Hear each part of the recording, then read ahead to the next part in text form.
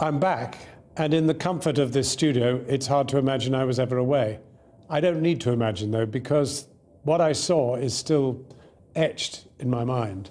What I never knew is what I know now, which is that those people who live in Gaza are mainly, but unbelievably young.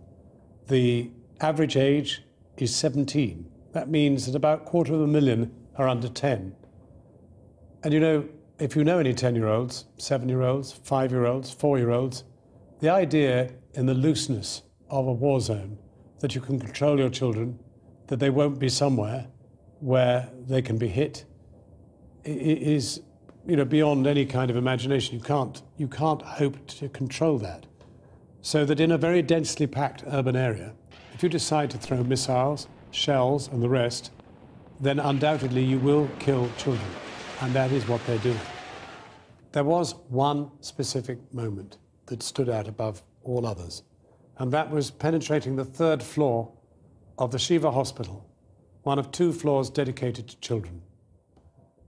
That's where I met Maha, terribly crippled by shrapnel that had penetrated her spine. That's where I saw this little 2.5-year-old with panda-sized, huge, suppurating, round, panda-like wounds that almost prevented her eyes opening at all. They were the consequence of a broken skull and a fractured nose.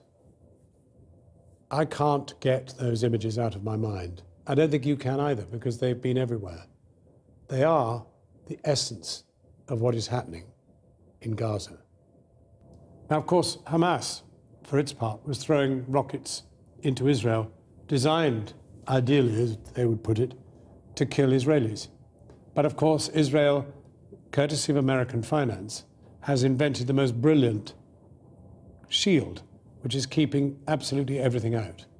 And that's a big difference. The suffering is amongst the ground troops, mainly 20-year-olds, who go in and get killed. So when I last spoke to the Norwegian doctor who is one of those dealing with the consequences of this bombing, I asked him how many children have been wounded. They've registered 1,310. How many children dead? 166. But that number is growing all the time. That is what makes this something that every one of us has to confront.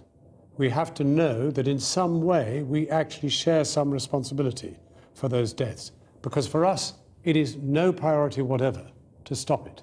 Our United Nations, our government, our world is not that interested. The fact that you're watching this, that you've chosen to watch it, means that you're actually motivated to do something. And that, in the end, is the greatest hope the people in Gaza have.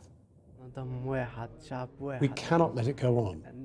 If our reporting is worth anything, if your preparedness to listen and watch and read is anything to go by, together we can make a difference.